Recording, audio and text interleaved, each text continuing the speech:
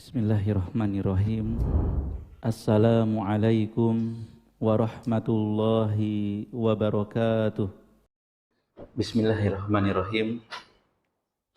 Assalamualaikum warahmatullahi wabarakatuh.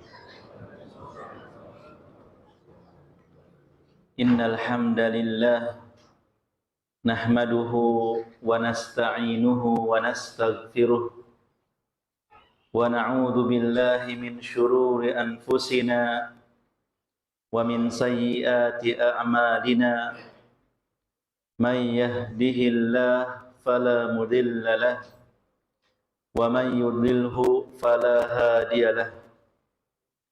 Asyhadu an la ilaha illallah wahdahu la syarika lahu wa asyhadu anna Muhammadan abduhu wa rasuluh. Allahumma salli wa sallim wa barik ala abdika wa rasulika Muhammad wa ala alihi wa ashabihi wa man tabi'ahum bi ihsanin ila yaumiddin, amma ba'd.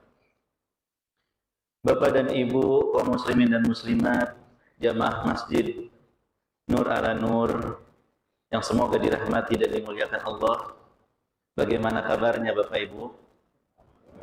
Alhamdulillah, suatu kebahagiaan bagi setiap muslim bisa kembali berjumpa dengan saudara-saudarinya dalam keadaan iman di tempat yang insya Allah diberkahi, yaitu rumah Allah, di waktu dan kesempatan yang baik, yaitu majelis ilmu. Mungkin sebagian kita menganggap hadir di majelis ilmu itu hanya sebatas mengisi kekosongan, karena merasa nggak ada kegiatan, ya udahlah iseng-iseng ya hadir di majelis ilmu. Tetapi sesungguhnya hadir di majelis ilmu itu adalah kebutuhan yang lebih besar daripada kebutuhan kita kepada makanan dan minuman. Maka berbahagialah bagi kita yang diberikan kelezatan, kenikmatan ketika berada di majelis ilmu. Bersyukurlah pada Allah Subhanahu wa taala. Pujilah Allah ketika Bapak Ibu merasakan nikmat, senang, bahagia ada di majelis ilmu.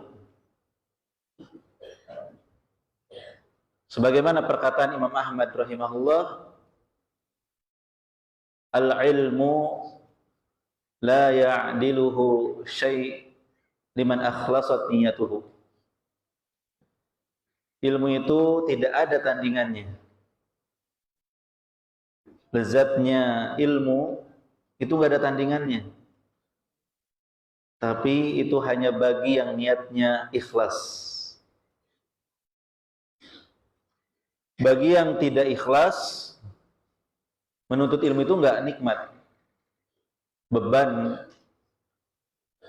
yang sekiranya ingin memilih kabur dari majelis ilmu, nggak nyaman di majelis ilmu. Tapi bagi yang niatnya ikhlas, ilmu itu sangat lezat sekali. Bagaimana ikhlasnya itu? Beliau mengatakan ayyanwiya li raf'il jahli an nafsihi wa an ghairihi.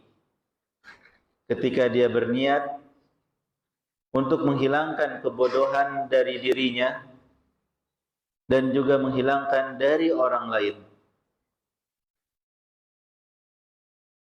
Ya, beberapa hari yang lalu, dari hari Rabu sampai hari Jumat, ada daurah untuk para dai khotib di Jakarta.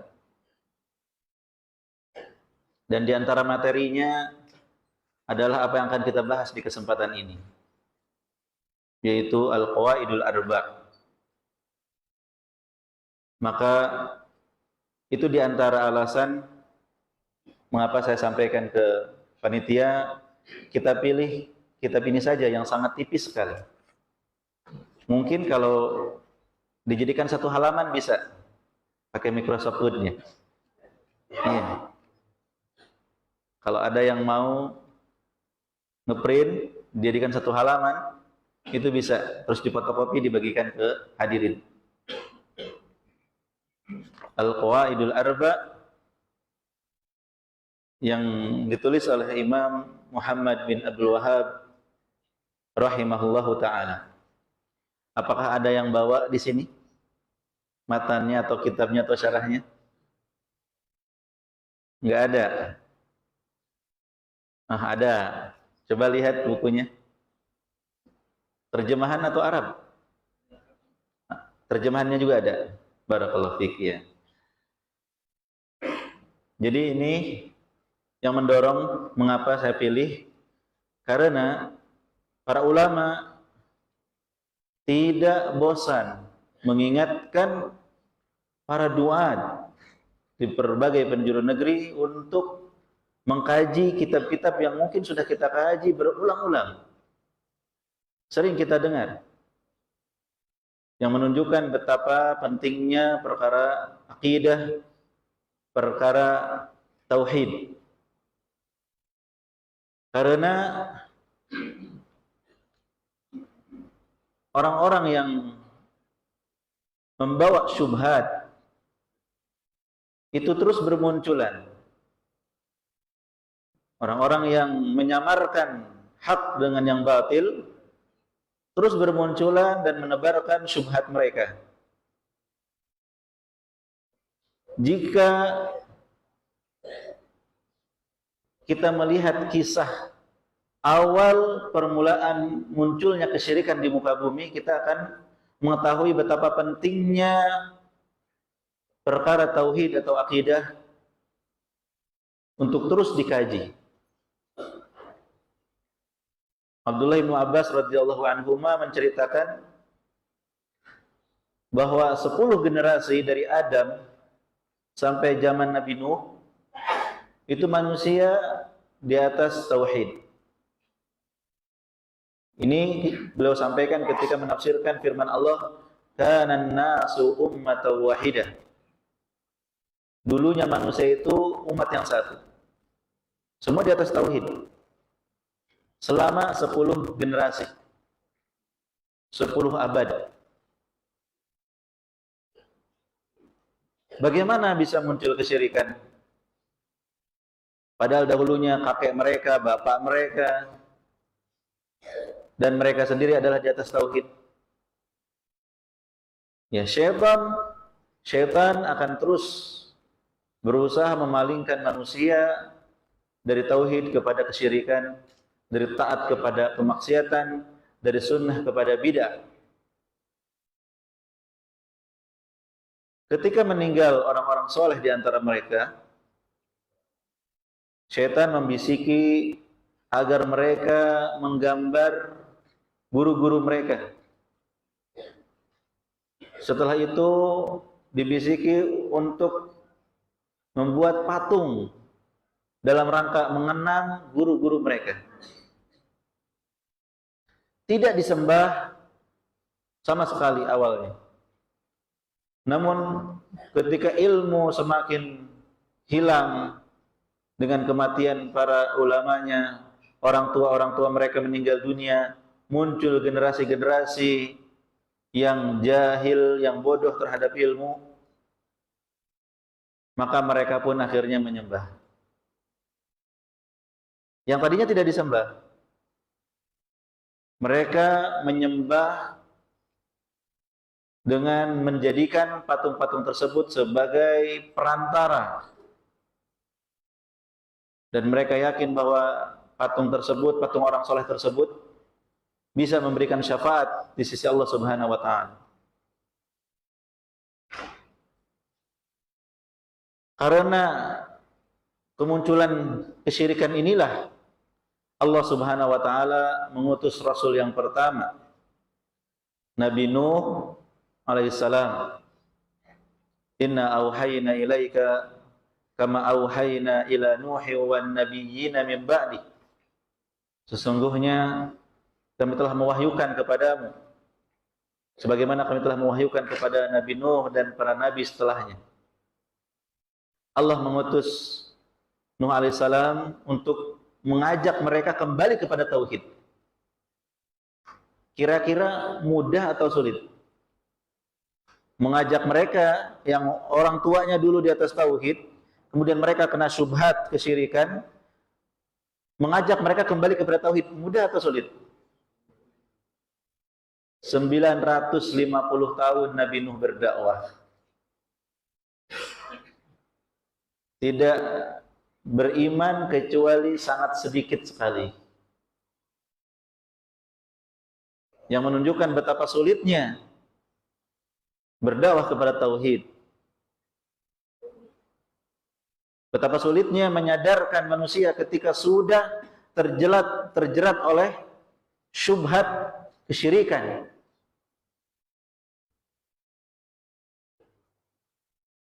Dan setelah itu Allah Subhanahu wa taala memerintahkan untuk membuat perahu yang besar dan orang-orang beriman masuk ke perahu tersebut. Sisanya Allah tenggelamkan, Allah binasakan. Berarti manusia setelah banjir besar tersebut di atas tauhid atau tidak? Di atas tauhid semua. Karena yang berbuat kesyirikan, yang berbuat kekufuran, ya, yang tidak mau beriman kepada Nabi Nuh, Allah binasakan dengan banjir besar tersebut. Setelah mereka di atas tauhid, yang mereka selamat ini, anak keturunan mereka ada yang berbuat syirik lagi nggak? Setelah sekian lama, ada lagi yang berbuat syirik, Pak. Allah utus lagi seorang Rasul. Dan terus hingga ke zaman Nabi Muhammad Sallallahu Alaihi Wasallam. Ketika Rasulullah dilahirkan di kota Makkah, beliau hidup di tengah orang-orang yang berbuat syirik. Padahal nenek moyang mereka, Nabi Ismail, Nabi Ibrahim, tentunya mengajak kepada tauhid. Tapi mereka ngakunya pengikut Nabi Ibrahim. Tapi prakteknya mereka nyembah Allah iya, nyembah berhala juga iya. Di mana patung-patung yang disembah di zaman Nabi Nuh dibisikkan oleh syaitan untuk dibawa ke Jazirah Arab dan disembah di sana. Jadi sangat penting bagi kita untuk memurojaah, mengulang-ulang pelajaran tauhid. Dan jangan lupa sampaikan kepada istri dan anak-anak kita. Jangan sampai kita merasa tenang, merasa percaya diri. Kalau bapaknya sudah ngerti tauhid, anaknya juga otomatis. Itu tidak berlaku, Pak.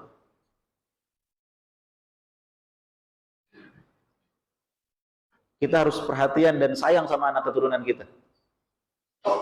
Sebagaimana Nabi Ibrahim alaihissalam berdoa kepada Allah, wajnubni wa baniya an na'budal asnam. Jauhkan aku dan anak keturunanku dari menyembah berhala. Nabi Ibrahim sangat takut anak keturunannya bisa menyembah berhala. Kita harus lebih khawatir lagi. Kita harus lebih takut lagi. Jangan kasih kendor dalam membina dan mendidik keluarga kita. Ya ayyuhalladzina amanu qu anfusakum wa ahlikum naro. Wahai orang-orang beriman, jaga diri kalian, jaga keluarga kalian dari api neraka. Baik, risalah ini sangat tipis, ya. Ini hanya 5 halaman buku kecil. Kalau tadi di Microsoft Word saya bilang bisa 1 halaman. Risalah yang sangat ringkas dari Syekh Muhammad bin Abdul Wahhab rahimahullah. Meskipun sangat ringkas, tapi muatannya sangat berat. Ya, sebagian ulama menganjurkan pembahasan ini setelah pembahasan 3 landasan utama. Dan saya yakin Bapak dan Ibu yang hadir di sini sudah khatam ya, Thalathatul Ushul wa Adillatuha. Sudah selesai pembahasan 3 landasan utama. Betul apa? Betul. Atau hanya ikut kajiannya saja? Khatam tidaknya Allahu a'lam. Sebenarnya tidak harus 3 landasan utama, tetapi punya pondasi sebelumnya. Ya, sebagian ulama menyebutkan bahwa untuk mempelajari risalah yang tipis ini sangat dianjurkan untuk memiliki pondasi sebelumnya. Tetapi tentunya itu tidak mutlak. Walaupun belum punya pondasi sebelumnya, jika disampaikan dengan cara yang baik, dengan memperhatikan kondisi jamaah, sangat mungkin disampaikan walaupun baru pertama kali dalam mengkaji akidah, dengan syarat yang menyampaikan materi ini paham situasi dan kondisi para jamaah atau para pendengarnya. Ya. Dengan memberikan pendahuluan-pendahuluan yang dirasa perlu dalam memahami kaidah-kaidah yang akan disampaikan, dan juga dalam rangka menjelaskan dan membentengi dan membatasi hal-hal yang mungkin akan dipahami atau salah dipahami oleh sebagian pendengar. Jadi tidak mutlak juga, sangat mungkin kita langsung kaji ini sebelumnya belum pernah belajar akidah. Tapi dengan penyampaian dan pemaparan yang baik. Ya, baik. Bapak Ibu kaum muslimin dan muslimat yang semoga dirahmati dan dimuliakan Allah, kita langsung saja ya. Kita mulai. Penulis rahimahullah tadi sudah disebutkan Syekh Muhammad bin Abdul Wahhab At-Tamimi rahimahullahu taala. Seorang ulama dari Najd, Saudi Arabia, yang diberikan taufik oleh Allah untuk menghafal Al-Quran sejak kecil. Sehingga di usia 8 tahun beliau sudah dipercaya untuk menjadi imam. Karena baiknya bacaan dan hafalan. Kemudian usia 12 tahun beliau sudah menikah. Sudah balik menikah. Dan itu tidak berarti beliau putus dari pendidikan. Setelah beliau belajar di wilayahnya Uyainah, beliau belajar ke Hijaz, yaitu Mekah, Madinah. Beliau belajar ke Irak, Basrah, dan tempat-tempat lainnya. Jadi anak-anak kita, jika kita ingin menjadikan mereka sebagai ulama, salah satu caranya, fondasinya adalah menjadikan mereka cinta Quran dan hafal Quran sejak kecil. Karena kalau kita lihat para ulama terdahulu, seperti Imam Syafi'i dan imam-imam yang lainnya, mereka memulai dengan menghafal Al-Quran. Kemudian setelah itu rihlah fi talabil ilm, mengizinkan anak, terutama anak laki-laki ya, untuk rihlah, untuk bepergian dalam menuntut ilmu.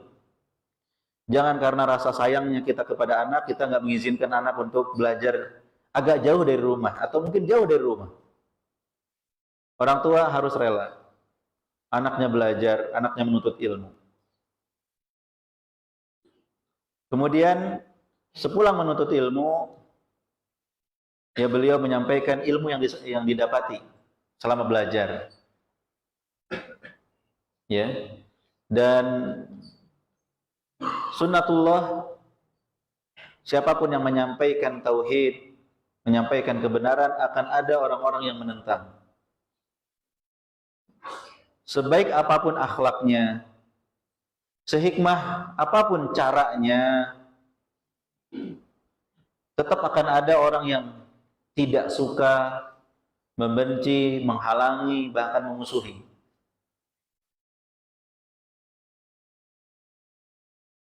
Sebagai contoh adalah Rasulullah SAW sendiri. Siapa yang paling lembut? Siapa yang lebih lembut dari Rasulullah? Siapa yang lebih baik dari Rasulullah akhlaknya?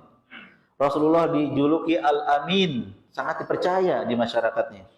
Tetapi ketika beliau menyampaikan kebenaran, menyampaikan tauhid, serta-merta orang-orang kafir pun memusuhinya.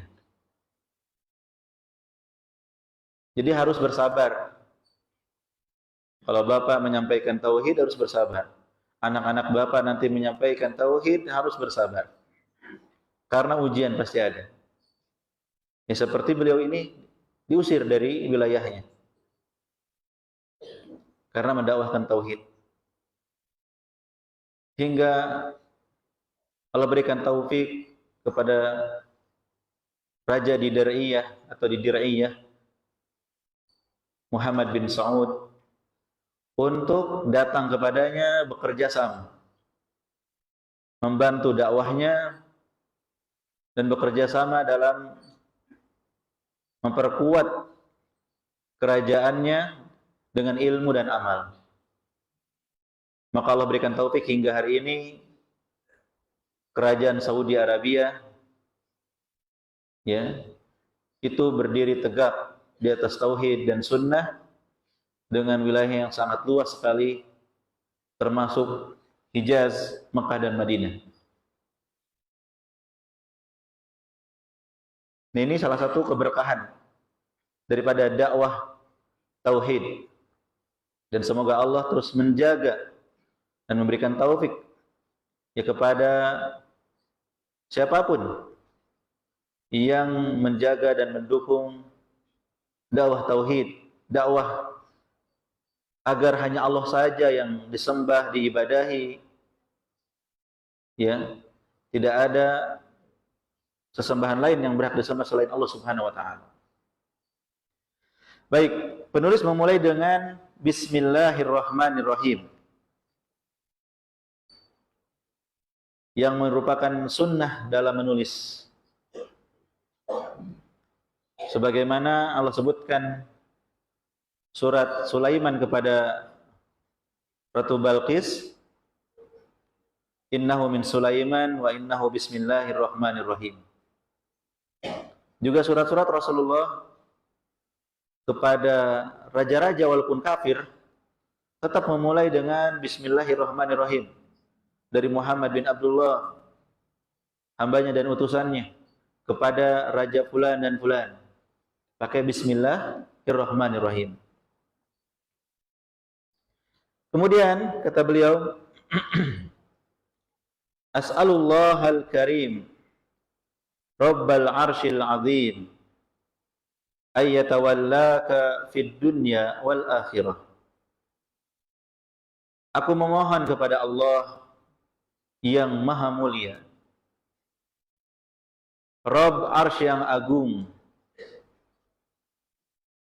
agar menjadikanmu, wahai para pembaca, ya wahai para penuntut ilmu, agar Allah menjadi walimu di dunia maupun di akhirat. Ini doa yang tulus dari penulis untuk kita semua yang membaca dan mempelajari risalah beliau. Belum meminta kepada Allah, agar menjadi wali bagi kita di dunia dan di akhirat. Ya. Dan Allah berfirman bahwa Allah memang wali bagi orang-orang beriman. Allahu waliyul ladzina amanu yukhrijuhum minal dhulumati ilan nur. Allah wali bagi orang-orang beriman yang mengeluarkan mereka dari kegelapan menuju cahaya. Dan orang-orang beriman pun disebut sebagai wali Allah. Allah berfirman, "Ala inna awliya Allah la khaufun 'alaihim wa la hum yahzanun alladzina amanu wa kanu yattaqun." Ingatlah, sesungguhnya wali-wali Allah itu tidak akan pernah dihinggapi rasa takut, tidak akan pernah dihinggapi rasa sedih. Tidak takut, tidak khawatir dengan masa depan, tidak sedih dengan masa lalu. Itu ciri orang-orang, ciri-ciri wali. Ciri-ciri seorang wali itu, dia tidak takut lagi dengan masa depan, dia tidak sedih dengan masa lalu. Siapa mereka? Alladzina amanu wa kanu yattaqun, yaitu orang-orang yang beriman dan bertakwa kepada Allah Subhanahu wa taala. Bukan orang gila, bukan ahli maksiat, bukan tukang sihir dan perdukunan, tapi wali-wali Allah adalah yang beriman dan bertakwa pada Allah Subhanahu wa taala. Doa dari penulis ini menunjukkan bahwa dakwah itu dibangun di atas kasih sayang, Pak. Kalau kita ingin mengajak orang berdakwah, tumbuhkan rasa sayang kita kepada yang mau didakwahi. Tumbuhkan rasa sayang. Doakan mereka dengan kebaikan, perkataan yang baik dan lemah lembut. Doakan agar Allah memberikan hidayah, taufik pada mereka. Bukan dengan marah-marah, bukan dengan ngotot-ngototan, bukan dengan gebrak meja, lempar gelas. Ya, kalau dakwah itu bukan dengan kekerasan. Bukan dengan berantem.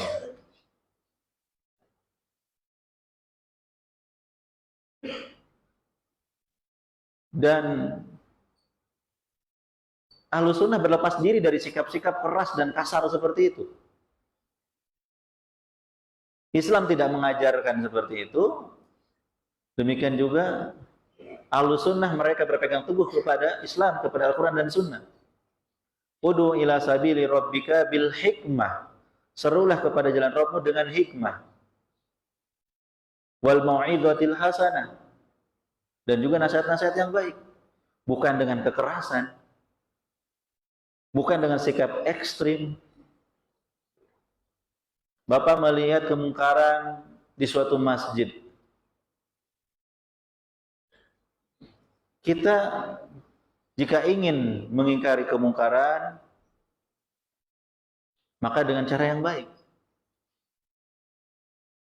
Ya. Man ra'a minkum munkara falyughayyirhu bi yadihi fa illam yastati fa bi lisanihi fa illam yastati fa bi qalbihi. Kita bukan penguasa, berarti nggak bisa dengan tangan. Bisanya mungkin dengan lisan. Dengan lisan setelah kita punya ilmu. Punya ilmu yang cukup untuk berbicara, untuk menyampaikan. Punya kelemah lembutan, punya kesabaran. Baru kita maju, mohon maaf Pak. Atau Dek, atau Mas. Ini kemungkaran, apalagi dilakukan di masjid. Dengan cara yang baik. Diterima, alhamdulillah. Enggak diterima, kita sudah menunaikan kewajiban. Tidak perlu kita ngotot-ngotot, melotot-melotot, berantem. Naikkan suara, apalagi sampai menghancurkan dengan tangan suatu kemungkaran tersebut yang akan menimbulkan kemungkaran yang lebih besar. Orang yang berdakwah tanpa ilmu, itu kerusakan yang ditimbulkan lebih besar daripada kebaikannya. Dan dia mengira di atas kebaikan. Dan dia mengira ini sebuah perjuangan. Pemberani, bukan. Bukan masalah berani nggak berani. Tetapi apakah di atas ilmu atau tidak, di atas hikmah atau tidak, apakah menimbulkan kerusakan yang lebih besar atau tidak. Ya, jadi harus dengan kasih sayang. Lihatlah penulis ini. Beliau menulis, mendoakan kita semua karena inginkan kebaikan bagi kita. Jangan seseorang berdakwah tapi isinya penuh dengan laknat, cacian, makian. Doakan yang baik-baik. Ya. Termasuk kepada keluarga, kepada anak, kepada istri. Ketika kita menasihati mereka itu karena sayang. Tidak perlu kita ini marah-marah. Tidak perlu kita marah-marah. Dakwah dengan lemah lembut dan penuh kasih sayang. Dan jika Allah sudah menjadi wali kita, maka kita tidak perlu lagi rasa takut, rasa khawatir. Karena Allah akan menolong kita, Allah akan menjaga kita, melindungi kita dari segala keburukan di dunia dan di akhirat. Tapi itu tadi untuk mendapatkannya adalah dengan beriman dan bertakwa kepada Allah Subhanahu wa taala. Wa ayyaj'alaka mubarakan aina ma kunta. Dan aku meminta kepada Allah Subhanahu wa taala agar menjadikanmu berkah dimanapun kau berada.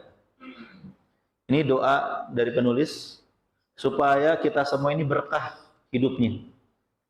Dimanapun berada menebar kebaikan. Di rumah menebar kebaikan. Orang-orang rumah senang dengan kita. Di kantor menebar kebaikan, mereka senang dengan kita. Di masjid menebar kebaikan, semua orang senang sama kita.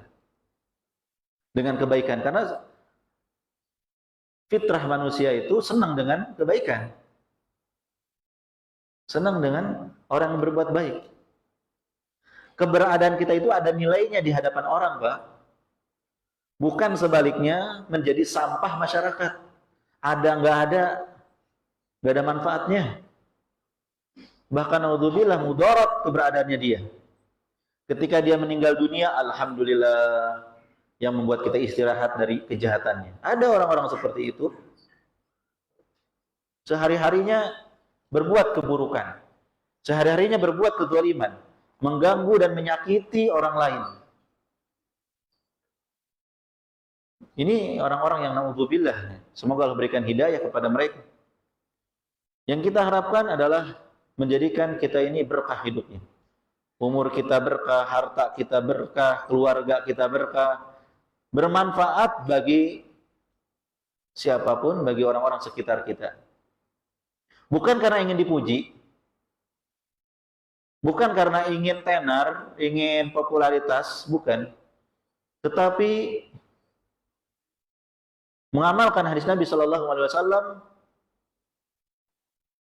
khairun nasi anfa'uhum linnas. Sebaik-baik manusia adalah yang paling bermanfaat bagi manusia yang lainnya. Itu kita harus pikirkan gimana caranya kita ini jadi orang yang bermanfaat bagi orang lain. Wa yaj'alaka mimman idza utiya syakara. Dan menjadikanmu termasuk orang-orang yang apabila diberi nikmat bersyukur pada Allah Subhanahu wa taala.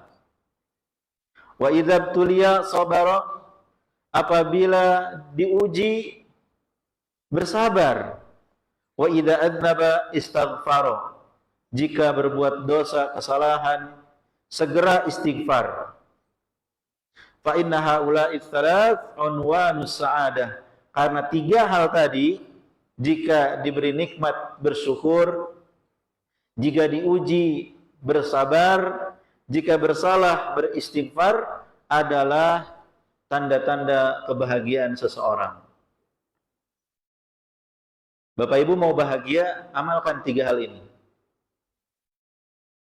Ya, mau nambah kebahagiaannya, amalkan 3 hal ini.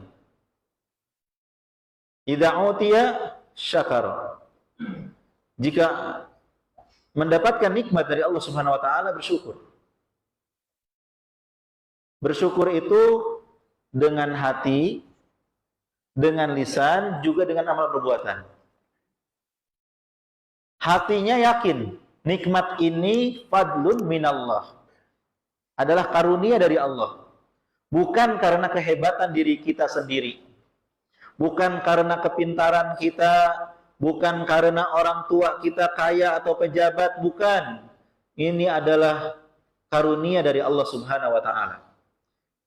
Ketika kita dapat nikmat berupa kepintaran, berupa kekayaan, berupa ketampanan atau kecantikan, berupa apapun nikmat itu, kita yakin ini dari Allah, diberikan kepada siapa yang dikehendakinya, maka kita pun tidak sombong, tidak ujub, merasa bangga dengan apa yang Allah berikan kepada kita.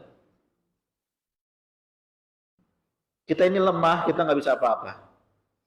Allah yang memberikan karunia kepada kita bukan untuk kita bersikap sombong, untuk tawadu, rendah hati, dan bersyukur pada Allah.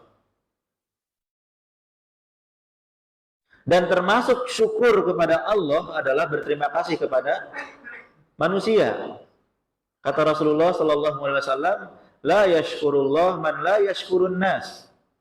Tidak bersyukur kepada Allah orang yang tidak berterima kasih kepada manusia. Jadilah kita sebagai orang yang tahu terima kasih.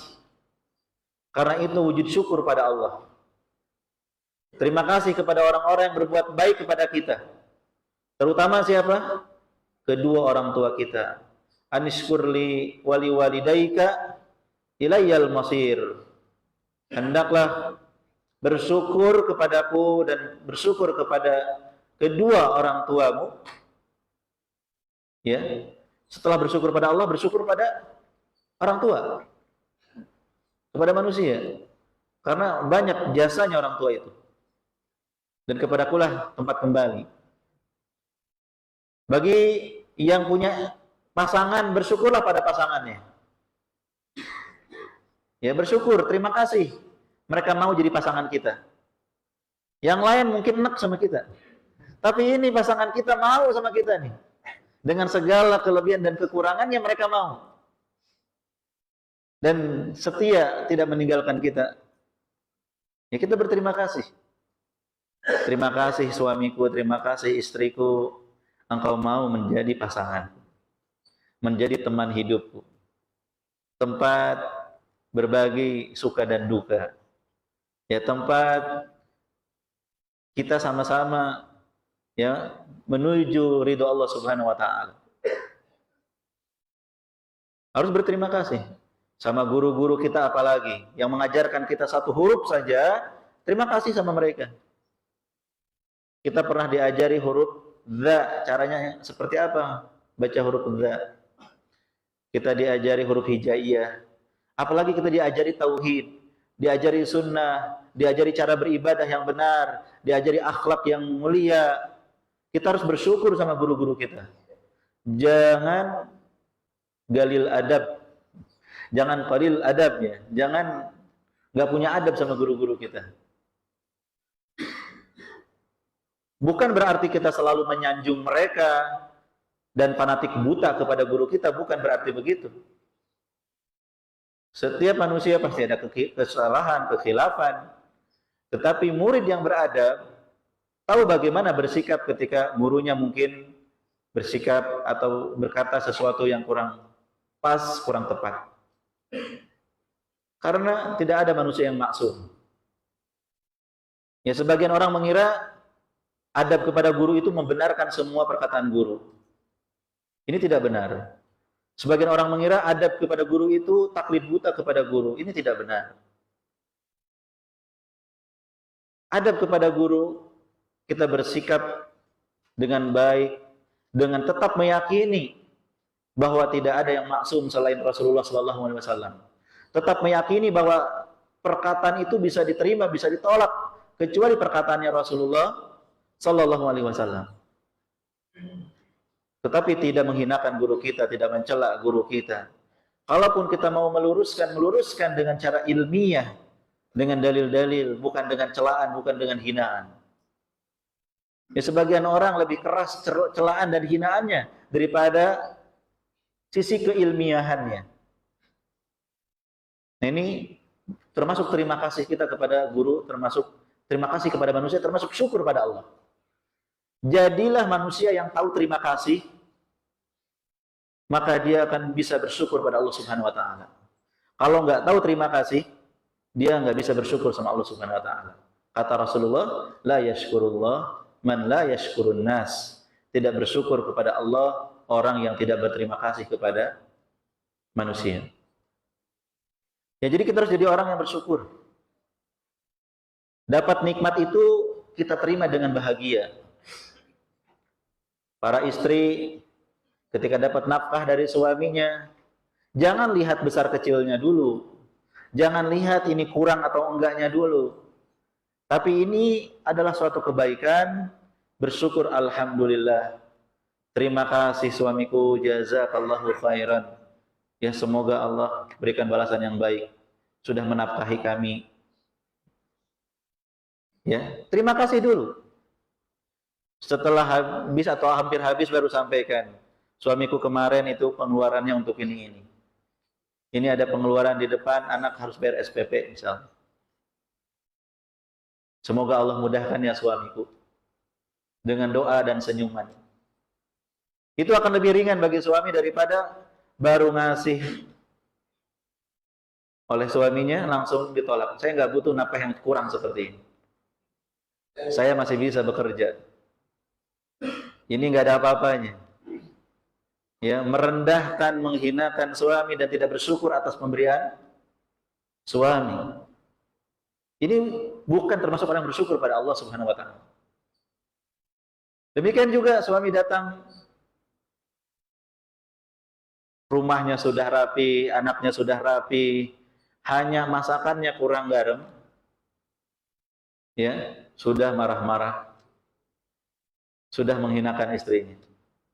Ini juga suami yang kurang bersyukur. Kenapa dia tidak lihat sisi kebaikan yang lain dari istrinya? Terima kasih istriku sudah merawat rumah dengan baik, sudah mendidik anak-anak dengan baik. Sudah masak, terima kasih banget. Tolong ambilin garam ya dikit. Kita taburin aja garam di depan istri kita. Kenapa taburin garam? Ya, lebih enak kalau garamnya terasa. Ya, harus pandai-pandai bersyukur jadi manusia. Pandai-pandai bersyukur jadi siapapun pada makhluk, karena itu bagian daripada syukur kepada Allah Subhanahu wa taala. Rakyat bersyukur kepada pemimpinnya yang sudah ngurusin kita 24 jam, mengatur keamanan lingkungan kita, menjaga stabilitas negara kita, menjaga perekonomian negara kita. Kita bisa kajian dengan mudahnya, kita bisa mencari nafkah dengan mudahnya. Itu diantara peran setelah karunia dari Allah daripada pemimpin kita.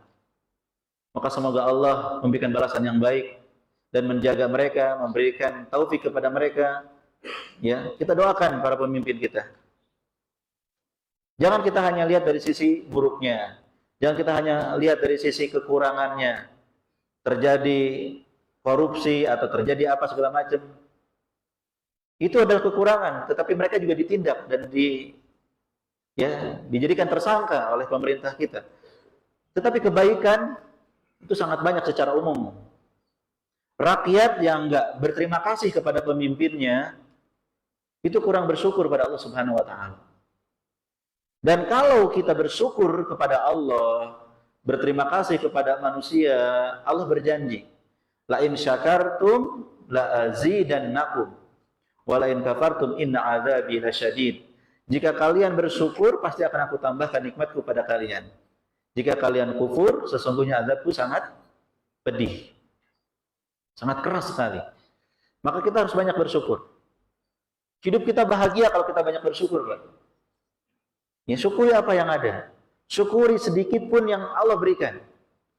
Air minum ketika kita haus, ini nikmat yang sangat besar yang harus kita syukuri, ya. Sebagai rasa syukurnya saya minum dulu.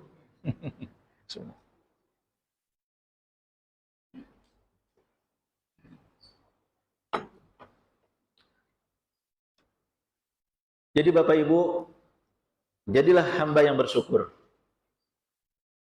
Dan Allah sudah mengingatkan sangat sedikit yang bersyukur. Wa qalilum min ibadiyasy syakur. Dan sedikit di antara hambaku yang bersyukur. Maka jadilah kita termasuk yang sedikit itu. Yang bersyukur sedikit. Jadilah kita termasuk yang sedikit itu yang bersyukur. Dan ingat, bukan hanya di hati, bukan hanya di lisan. Syukur itu dengan amal perbuatan juga. Syukur itu dengan amal perbuatan juga. Istri yang bersyukur kepada suaminya, sikapnya akan baik pada suami. Suami yang bersyukur pada istrinya akan baik pada istri. Ya. Kalau istri ketika dapat nafkah bilang, terima kasih ya. Minum, makan, ambil sendiri. Masak sendiri, nyuci sendiri. Itu kira-kira istri bersyukur atau enggak? Ucapan terima kasihnya bermanfaat atau enggak? Ya, tidak cukup hanya dengan ucapan terima kasih. Syukur harus dengan amal perbuatan. Sikap seorang hamba kepada Allah pun demikian. Bagaimana cara kita bersyukur kepada Allah dengan menggunakan nikmat yang Allah berikan untuk ketaatan, untuk kebaikan. Ya, kita sehat, kuat, diberikan tenaga oleh Allah melalui makanan, minuman, kita gunakan untuk berdakwah, untuk belajar, untuk berbuat kebaikan. Jangan dipakai buat maksiat. Allah berikan nikmat mata. Gunakanlah mata kita untuk kebaikan. Jangan kita gunakan mata untuk maksiat. Harta yang Allah berikan, gunakanlah untuk kebaikan. Jangan dipakai untuk maksiat dan lain sebagainya. Ya. Wajah yang cantik seorang wanita jangan dipakai untuk menggoda laki-laki. Jadi gunakan segala nikmat yang Allah berikan untuk ketaatan kepada Allah Subhanahu wa taala dan jangan gunakan untuk berbuat keburukan atau kemaksiatan. Ini ya, syukur. Yang kedua, wa idza tuliya sabar. Hidup ini enggak manis terus. Enggak sesuai harapan terus. Ada kalanya kita diuji oleh Allah Subhanahu wa taala. Ya. Ada siang, ada malam, ada bahagia, ada sedih. Ada senang, ada sengsara. Dunia terus berputar, kadang kaya, kadang miskin, kadang di atas, kadang di bawah. Seorang mukmin harus selalu siap dalam segala kondisi. Seorang mukmin harus selalu siap dalam segala kondisi. Seorang pemuda melamar gadis pujaan, harus siap dua kondisi. Diterima, ya, sehingga kitanya suka cita, atau yang kedua, ditolak. Harus siap. Seseorang mendaftar di kampus favorit, harus siap diterima dan kita mendapatkan apa yang kita inginkan, atau belum diterima, kita harus bersabar. Berbisnis, jualan, terkadang untung, kita bersyukur, terkadang rugi, kita harus bersabar. Ini roda kehidupan, harus siap dalam segala kondisi. Maka orang yang beruntung, yang bahagia adalah yang bisa sabar ketika mendapatkan ujian dari Allah Subhanahu wa taala. Wa basyiris sabirin. Dan berikan kabar gembira bagi orang-orang yang bersabar. Dan sabar itu ada 3 macam. Sabar dalam melaksanakan perintah Allah, sabar dalam meninggalkan larangan Allah,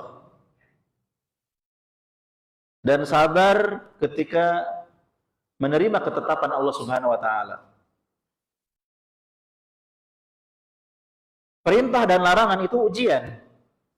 Kita ini beneran mukmin atau bukan? beneran muslim atau bukan. Banyak orang ngaku Islam, KTP-nya Islam, tapi ketika diuji oleh Allah, diberikan perintah, dia nggak mau nurut, nggak mau melaksanakan. Ketika diuji oleh Allah dengan larangan, tidak mau meninggalkan. Maka perintah dan larangan bagian daripada ujian. Harus sabar. Demikian juga ketetapan Allah Subhanahu wa Ta'ala, takdirnya. Kita harus bersabar. Karena sabar nggak sabar, ketetapan Allah pasti terjadi. Sabar nggak sabar, bedanya sabar dapat pahala, nggak sabar dapat dosa. Jadi mendingan sabar. Dan dua hal ini, bersyukur dan bersabar, itu ciri orang beriman. Rasulullah SAW bersabda, ajaban li amril mu'min, inna amrahu kulluhu khair, in asabathu sarra'u syakara fakana khairan lahu, wa in asabathu darra'u sabara fakana khairan lahu, wa laysa dzalika li ahadin illa lil mu'min. Sungguh menakjubkan perkara orang-orang yang beriman. Urusannya selalu baik, kehidupannya selalu enak, ya, selalu baik. Gimana mereka? Jika mereka mendapatkan kebaikan, kenikmatan, mereka selalu bersyukur, dan itu baik bagi mereka. Dan jika mereka mendapatkan ujian, mereka selalu bersabar, dan itu baik bagi mereka. Dan tidak akan terjadi kecuali hanya bagi orang-orang yang beriman. Hanya orang beriman yang bisa bersyukur dan bersabar. Kalau kita nggak bisa bersyukur, nggak bisa bersabar, keimanan kita dipertanyakan. Kemudian wa idza aznaba istaghfara. Yang ketiga, supaya kita bahagia itu, ketika kita berdosa, kita istighfar. Bapak Ibu, siapa di antara kita yang nggak pernah salah? Rasulullah SAW bersabda, kullu bani Adam khata' wa khairul khata'in at-tawwabun. Setiap anak Adam itu pasti bersalah, pasti punya kesalahan. Saya, Bapak, Ibu, kita semua pasti punya kesalahan. Yang merasa nggak punya salah, Anda malaikat, keren banget. Ya. Yang merasa nggak punya salah, berarti Anda mengklaim seperti malaikat. Sebagai manusia kita ini banyak salah. Rasulullah mengabarkan bahwa setiap kita ini pasti punya salah. Dan sebaik-baik orang yang bersalah adalah yang bertaubat. Jangan terlalu keras sama orang yang berbuat salah, karena kita pun akan berbuat salah yang mungkin lebih besar daripada dia. Sebagian kita lupa diri, menganggap najis, menganggap hina orang-orang yang berbuat dosa dan maksiat. Padahal mungkin dirinya lebih najis dan hina daripada orang itu, jika memang dosa mengakibatkan sesuatu najis. Ya jangan kita menganggap diri soleh dan bertakwa, menganggap orang-orang salah semua. Allah melarang kita untuk memuji diri kita sendiri. Fala tuzakku anfusakum wa a'lamu biman ittaqu. Jangan kalian tazkiyah, sucikan diri kalian sendiri. Menganggap soleh, menganggap bertakwa. Allah lebih tahu siapa yang paling bertakwa. Yang harus kita lihat, saudara kita dengan kita itu sama. Dia bersalah, mungkin kita juga sama. Dia bersalah kesalahan A, mungkin kita kesalahan B. Ya, maka ketika melihat saudara kita berbuat salah, jika dia tidak terang-terangan melakukannya, kita harus tutup aibnya, kita nasihati diam-diam. Saudaraku, semoga Allah mengampunimu. Semoga Allah mudahkan engkau untuk kembali ke jalan yang benar. Apa yang kau lakukan ini jauh dari keridhaan Allah Subhanahu wa Ta'ala. Semoga engkau segera kembali. Sembunyi-sembunyi, japri, dengan penuh cinta, dengan penuh kasih sayang, meluruskan saudaranya agar dia kembali kepada ketaatan. Ya, jangan sebaliknya. Jangan dengan bangganya mengumbar aib orang lain, kesalahan orang lain, atau menjatuhkan kehormatan orang lain. Setiap kita pasti punya salah. yang mungkin berbeda-beda tingkat kesalahannya, berbeda-beda jenisnya. Ya, maka yang terbaik adalah segera bertaubat dan mengajak orang untuk bertaubat. Bukan orang yang masuk surga itu yang nggak punya salah, tetapi orang yang bertaubat dan istighfar kepada Allah ketika mereka bersalah. Walladzina idza fa'alu fahishatan aw dzalamu anfusahum dzakarullaha fastaghfaru lidzunubihim wa may yaghfiru dzunuba illallah wa lam yusirru ala ma fa'alu wa hum ya'lamun. Dan orang-orang yang akan masuk surga itu diantaranya adalah orang-orang yang apabila mereka melakukan suatu dosa, ya, perbuatan keji atau mendolimi diri sendiri, mereka ingat Allah. Mereka pun istighfar, memohon ampun kepada Allah. Tidak ada yang bisa mengampuni dosa kecuali Allah. Mereka tidak terus-menerus dalam maksiatnya sedangkan mereka mengetahui. Jadi harus segera istighfar, Pak. Dan istighfar dengan taubat ini kalau disebutkan dua-duanya agak beda mananya. Tapi kalau disebutkan istighfar doang atau taubat doang, maka masuk kedua-duanya. Jadi ketika kita berdosa, maka kita harus istighfar, berarti harus taubat. Meninggalkan perbuatan salah tersebut, menyesalinya, bertekad untuk tidak mengulanginya kembali. Kalau ada urusan dengan manusia, minta maaf, ya, dan harus segera sebelum waktunya habis. Rasulullah sallallahu alaihi wasallam bersabda, "Ayuhan nas, istaghfiru rabbakum wa tubu ilaih, wa inni la astaghfirullah fil yaum akthar min 70 marrah." Wahai manusia, bertaubatlah kepada Allah, istighfarlah kepadanya. Sesungguhnya aku bertobat dan istighfar lebih dari 70 kali dalam sehari. Rasulullah mengajarkan kita untuk banyak taubat istighfar. Maka kita pun demikian. Minta maaf kepada orang-orang yang kita zalimi, yang kita sakiti, ya. Tidak perlu gengsi, tidak perlu malu. Karena termasuk syarat taubat adalah mendapatkan maaf dari manusia jika kita telah berbuat kesalahan atau kedzaliman darinya. Nah, setelah itu penulis baru masuk, ya, kepada pembahasan i'lam arsyadakallahu li ta'atih. Ketahuilah semoga Allah membimbingmu untuk terus di atas ketaatan kepadanya.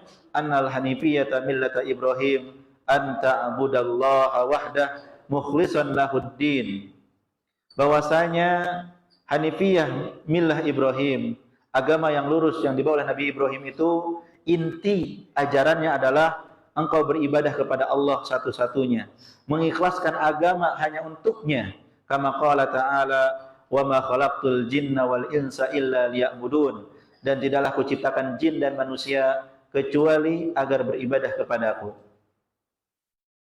Penulis menyampaikan bahwa ajaran agama yang dibawa oleh Nabi Ibrahim itu adalah mentauhidkan Allah, beribadah hanya kepada Allah saja, mengikhlaskan ibadah untuknya, agama untuknya, tidak berbuat syirik. Karena itulah tujuan Allah menciptakan kita, agar kita beribadah hanya kepada Allah. Ya, wa ma khalaqtul jinna wal insa illa liya'budun. Tidaklah kuciptakan jin dan manusia kecuali agar beribadah kepadaku, mentauhidkanku. Mengapa disebutkan millah Ibrahim di sini? Karena Nabi Ibrahim adalah bapaknya para nabi dan rasul. Yahudi, Nasrani mengklaim mereka di atas agama Nabi Ibrahim. Atau mereka mengklaim Nabi Ibrahim itu Yahudi atau Nasrani. Termasuk orang musyrik. Mereka mengklaim kami ini mengikuti agama Nabi Ibrahim. Makanya Allah bantah orang Yahudi dan Nasrani, maka Ibrahimu Yahudiyya wala Nasraniyya walakin kana hanifan musliman wa ma kana minal musyrikin, dalam surat Al-Imran. Nabi Ibrahim bukanlah seorang Yahudi, Nabi Ibrahim bukanlah seorang Nasrani. Akan tetapi Nabi Ibrahim adalah seorang muslim yang berserah diri kepada Allah, yang hanif, yang istiqamah di atas tauhid,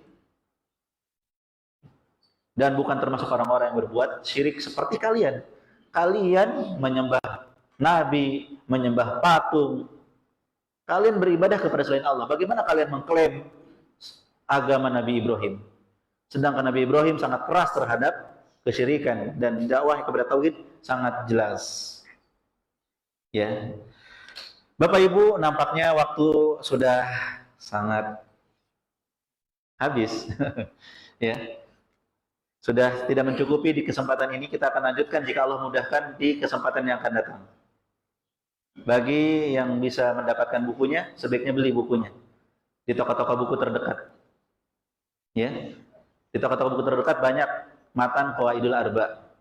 Silakan punya bukunya dan kalau bisa dihafalkan. Kalau nggak bisa bahasa Arabnya, ya bahasa Indonesianya aja dihafalin. Ya, Bismillahirrahmanirrahim. Aku meminta kepada Allah yang Maha Mulia, Rabb Arsy yang Agung, agar menjadikanmu wali di dunia dan di akhirat, dan menjadikanmu hidup penuh dengan keberkahan dimanapun engkau berada, dan menjadikanmu termasuk orang-orang yang apabila diberi bersyukur, diuji bersabar, dan apabila berbuat salah beristighfar, karena 3 hal ini adalah tanda-tanda kebahagiaan.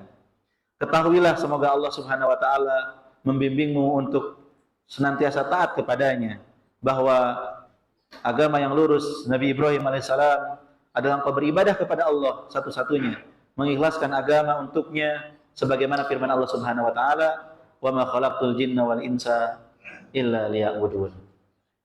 Siap Bapak Ibu menghafalkan matannya? Kalau belajar sungguh-sungguh itu harus siap. Man hafizal mutun faqad jama'al funun. Siapa yang menghafal matan, dia telah mengumpulkan ilmu. Ya, pondasi-pondasi ilmu itu matannya harus dihafal. Ya, ini termasuk pondasi. Kalau kita hafal, ilmu ini akan melekat sampai kapanpun. Ilmu cepat hilang karena nggak punya matan dan nggak dihafal. Jadi ilmunya jadi acak-acakan gitu. Tapi kalau kita menuntut ilmu itu dengan benar, dengan pondasi-pondasi, dihafalkan pondasi-pondasi tersebut, matan-matannya, maka sampai kapanpun ilmu itu melekat, nggak akan goyah karena kokoh gitu. Ya, kalau istilah kokoh itu seharusnya adalah bagi mereka-mereka yang punya pondasi dalam keilmuan mereka, baik dari sisi akidah, dari sisi fikihnya, dan dari sisi yang lain, mereka punya kekokohan dalam ilmu mereka. Mereka tidak mudah goyah, tidak mudah kena syubhat, tidak akan mudah kena terjangan badai dan lain sebagainya. Kenapa? Karena kokoh. Mereka punya pondasi. Dan pondasi itu dibangun di atas Al-Quran dan Sunnah. Wallahu a'lam bishawab. Semoga bermanfaat. Semoga juga dipahami. Mungkin ada yang belum dipahami dari apa yang disampaikan. Boleh jika ingin bertanya. Wallahu a'lam bishawab.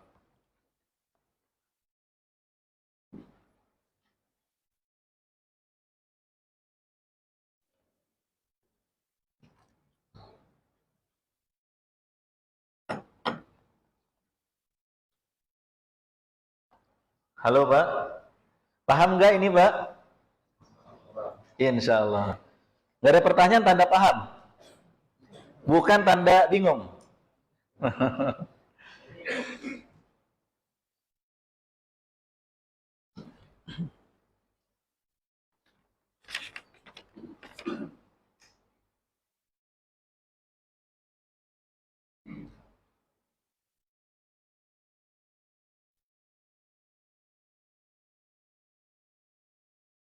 Kita tunggu pertanyaan yang berkaitan dengan materi dulu ya.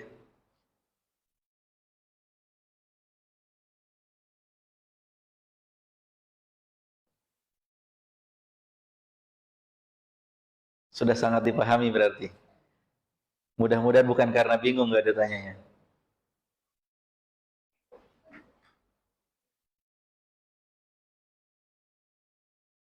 Berkaitan dengan materi? Coba silahkan.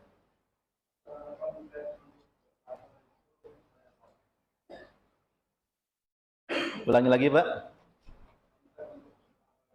Apa? Paling depannya?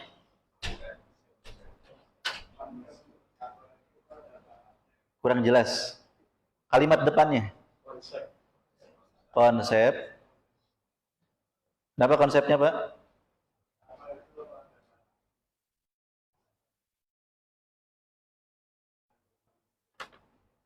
Apakah ini Bapak ngasih tahu atau mau bertanya? Begitu pertanyaannya Pak? Seperti ini pertanyaannya?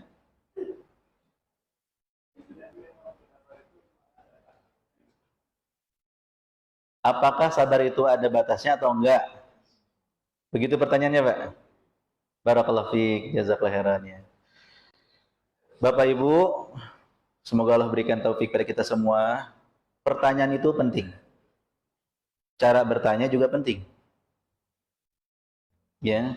Jadi ketika kita menyusun pertanyaan, susunlah pertanyaan yang tidak membuat ambigu, salah paham, karena jawaban berdasarkan pertanyaan. Baik, Bapak bertanya, apakah sabar itu ada batasnya atau tidak? Betul Bapak pertanyaannya seperti itu? Mana Bapak? Betul pertanyaan seperti itu? Kalau nggak seperti itu diluruskan. Betul seperti itu? Ya. Apakah sabar ada batasnya atau tidak nih, Pak? Ya. Apa hukum bersabar?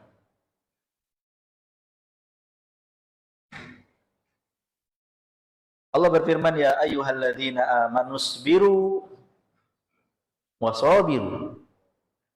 Wahai orang beriman, bersabarlah dan perkuatlah kesabaran kalian.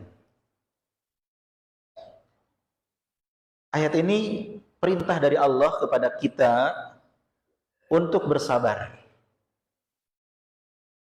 Dan perintah dalam usul fikih itu al-amru yufidul wujub. Perintah itu selama tidak ada yang memalingkan kepada hukum yang lain, menunjukkan bahwa itu kewajiban. Jadi sabar itu hukumnya wajib bagi siapapun yang diuji oleh Allah Subhanahu wa taala. Dalam ayat yang lain Allah merintahkan kita untuk bersabar, ya ayyuhalladzina amanu sta'inu bis-sabri was-shalah. Wahai orang beriman, minta tolonglah kepada Allah dengan sabar dan salat. Ya. Dan Allah memberikan banyak balasan bagi orang bersabar. Maka sabar itu kewajiban yang terus melekat bagi seorang mukmin. Enggak boleh seorang mukmin hilang kesabaran. Enggak boleh bagi seorang mukmin mengatakan saya enggak akan sabar lagi. Enggak boleh. Karena sabar itu diperintahkan oleh Allah. Jadi kesimpulannya sabar tidak ada batasnya. Sampai kapan? Ya tidak ada batas, berarti sampai berjumpa dengan Allah. Kata Rasulullah, hatta yalqallah. Sampai meninggal dunia. Terus dalam kesabaran. Ketika Khabbab bin Arad meminta kepada Rasulullah, ya Rasulullah, kita ini disiksa sedemikian rupa oleh orang-orang musyrik. Tidakkah engkau berdoa kepada Allah agar menolong kita? Apa kata Rasulullah? Sungguh orang-orang sebelum kalian ada yang digergaji, dibagi dua kepalanya sampai ke bawahnya ditanam buat digergaji.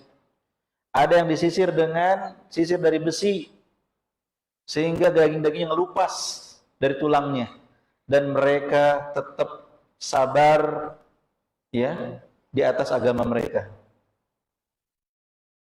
Jadi sabar nggak ada batas.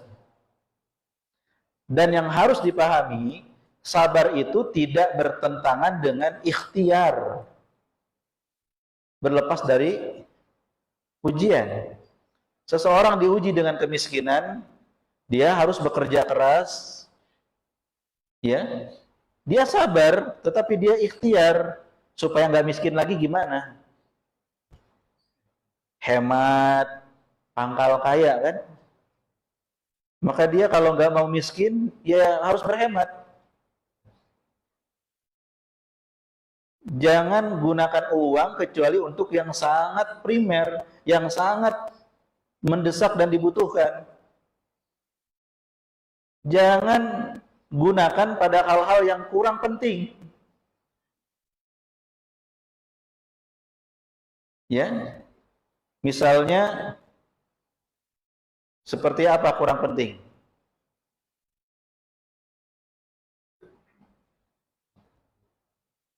Seperti apa? Yang kurang penting?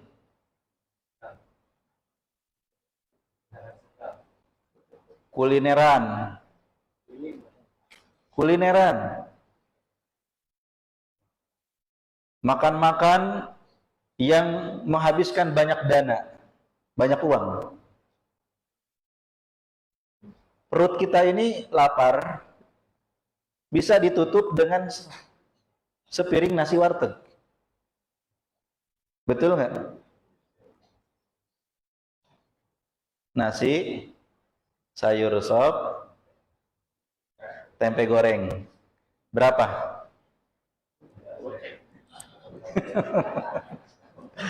Ya, mungkin 7.000, mungkin. Ada pemilik warteg, mohon maaf ya. Tapi itu keren warteg itu. Ya, sangat mengakomodir bagi yang mau cuman makan sama sayur sama telur, jadi gitu. Dia mungkin habis hanya 7.000 atau 10.000 gitu ya. Kenyang nggak? Kenyang. Tetapi karena dia itu memang nggak hemat, perginya ke tempat kulineran. Semuanya dimakan, semuanya dibeli. Habislah 50.000, habislah 100.000 mungkin. Apalagi gaya-gayaan pengen ikut kayak opa-opa Korea. Ya, makan di all you can eat. Harganya juga 100.000 lebih. Sebagian orang kebanyakan gaya. Nah, ini kurang ikhtiar gitu. Sabar itu harus ada ikhtiar. Supaya terbebas dari kemiskinan, harus ada ikhtiar. Hemat pangkal kaya, ya dihemat. Ya, frugal living kata orang. Hidup ya seperlunya aja. Kerja keras. Kalau yang lain pulang jam 4 sore, ya udah Bapak pulang jam 5, tambah 1 jam lembur misalnya. Ya supaya cepat terbebas dari kemiskinan. Tahun ini termasuk daftar mustahik zakat, mudah-mudahan tahun depan saya menjadi wajib zakat yang bayar zakat. Kerja keras gitu. Jangan lupa berdoa dan tawakal pada Allah dan jaga ketakwaan. Wa may yattaqillaha yaj'al lahu makhraja wa yarzuqhu min haitsu la yahtasib. Barang siapa yang bertakwa kepada Allah, Allah akan memberikan jalan keluar dan memberikan rizki dari arah yang tidak disangka duga. Jadi bukan sabar itu diem aja, saya mah sabar dengan keadaan kerjanya males-malesan, hidupnya poya-poya dan habisin uang. Ya banyak orang seperti itu. Itu bukan sabar namanya, Pak. Itu malas. Yang kita berlindung pada Allah dari kemalasan. Ya. Allahumma inni a'udzubika minal ajzi wal kasali. Kemudian suami melakukan KDRT sama istri. Mukul, nendang, yang tentunya ini dilarang dalam syariat. Ah, saya mah sabar, walaupun sampai mati juga nggak apa-apa. Disiksa sama suami, bukan begitu sabar. Kita sabar, tidak ada batasnya. Tetapi melihat kemungkaran, kezaliman seperti itu, istri harus bertindak, segera lapor ke orang tuanya, segera lapor ke pihak berwajib, agar si suami di stop dari perbuatan KDRT-nya. Wah, ini istrinya nggak sabaran nih, dikit-dikit lapor. Senyumin aja orang yang seperti itu. Dia nggak ngerti arti kesabaran. Sabar itu bukan berarti nggak bertindak. Sabar dengan tindakan itu tidak bertentangan. Ya. Sabar di hati kita tidak goyah. Lisan kita nggak banyak ngeluh. Tapi kita ikhtiar. Gimana caranya supaya kita terhindar dari keburukan ini? Ya harus. Jadi bukan ada batasnya. Seorang suami menceraikan istrinya karena alasan syar'i itu bukan berarti tidak sabar. Ya. Bukan berarti tidak sabar. Pasangan berzina, sabar-sabar, tapi dengan melihat perselingkuhan atau perzinaan itu, yang harus dilakukan adalah karena Allah kita berpisah dengan orang yang kita cintai. Seperti itu. Jadi jangan disalahartikan arti sabar, diam, bukan begitu sabar itu.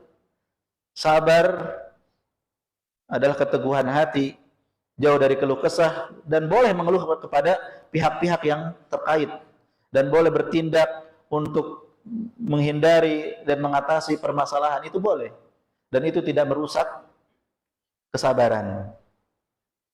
Sahabiah mengeluh kepada Rasulullah tentang sikap suaminya. Rasulullah tidak mengingkari, anti sabar, anti nggak usah mengeluh-ngeluh, enggak, karena keluhan kepada hakim itu dibolehkan.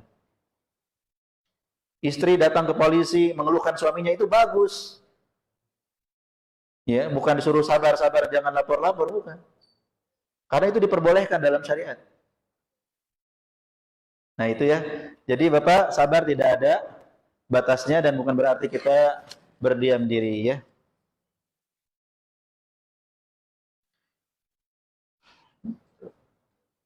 Baik, ini berkaitan dengan pertanyaan, dengan kajian kita juga. Ustaz, bagaimana cara kita membersihkan hati dari dosa dan maksiat? Ketika kita bermaksiat lalu bertobat, lalu maksiat lagi dan bertobat lagi. Allah Maha mengetahui apa yang ada dalam hati kita. Maka ketika kita bertaubat, Bapak Ibu harus jujur bersama Allah. Harus jujur kepada Allah. Usduq ma'allah. Jujurlah kepada Allah Subhanahu wa taala. Karena kita mau berdusta pun Allah tahu. Ini taubat jujur apa enggak nih? Benar-benar nyesal apa enggak? Benar-benar bertekad untuk tidak mengulangi atau tidak? Ya, Allah tahu. Kalau kita sudah memenuhi syarat taubat yang 6 tadi, ikhlas, meninggalkan dosa dan maksiat, menyesal, bertekad untuk tidak mengulangi kembali, kemudian jika berhubungan dengan manusia minta maaf, dan belum habis waktunya, jika kita memenuhi 6 syarat taubat, Allah pasti akan mengampuni dosa kita. Itu udah pasti. Kata Rasulullah SAW, at-taibu minadz-dzanbi kaman la dzanba lahu. Orang yang bertaubat dari dosa itu seperti orang yang tidak punya dosa sama sekali. Innallaha yaghfiru dzunuba jami'a. Allah mengampuni dosa-dosa semuanya. Yang penting itu dulu syaratnya dipenuhi. Setelah Allah mengampuni, kemudian seorang hamba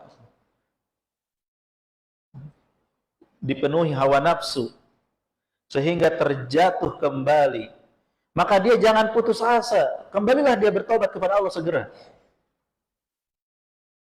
Dan penuhi 6 syarat tadi. Sesali dan bertekad untuk tidak mengulangi kembali dan menjauh dari sebab-sebab yang membuat dia terjatuh. Ya, jadi orang yang bertobat memenuhi syaratnya diampuni oleh Allah. Jika suatu saat dia melakukan kembali, kewajiban dia adalah kembali taubat kepada Allah Subhanahu wa taala. Adapun orang-orang yang tidak memenuhi syarat taubat, misalnya dia melihat foto video yang haram, dia ingin taubat, dia nyesel, tapi dia tidak membuang foto video itu, dia simpan dalam file, takut suatu saat kumat, ingin melirik-lirik lagi gitu. Maka yang seperti ini berarti belum taubat. Sama seperti orang yang taubat dari bermusik ria, dari alat musik, tapi alat musiknya disimpan di gudang. Kali aja suatu saat pengen main lagi, itu belum taubat. Atau orang yang taubat dari perselingkuhan, ya tetapi tidak mau memutus komunikasi. Jadi orang yang tidak sungguh-sungguh maka tidak terpenuhi syarat taubat. Harus terpenuhi syarat taubat. Ya. Nah, untuk memudahkan itu kita harus terus menuntut ilmu. Hadir di majelis ilmu itu meningkatkan keimanan, Mbak. Menguatkan hati kita. Kemudian yang kedua, berteman dengan teman-teman yang baik dan saleh. Bergaulah dengan mereka, bersabarlah dengan kekurangan mereka. Jangan Bapak Ibu kira teman yang soleh itu teman yang nggak punya salah. Mereka punya salah sama seperti kita. Mereka punya salah sama seperti kita. Kita sabar dengan kesalahan mereka, kekurangan mereka. Karena kelebihan mereka lebih banyak daripada keburukannya. Ya, almar'u ala dini khalilih falyanzur ahadukum man yukhalil. Seseorang itu tergantung pada agama temannya. Maka lihatlah dengan siapa dia bergaul dan berteman. Kalau seseorang bergaul dengan orang-orang yang suka maksiat, akan terbawa maksiat. Kalau bergaul dengan orang-orang yang suka menyebarkan syubhat, menyebarkan hal-hal yang membuat ragu terhadap kebenaran, kita pun akan terbawa kepada ahli syubhat.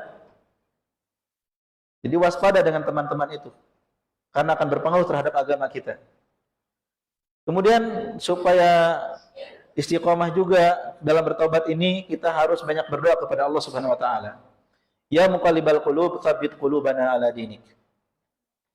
Kita minta keteguhan hati kita. Ya Allah yang membolak-balikan hati, teguhkanlah hatiku di atas agamamu.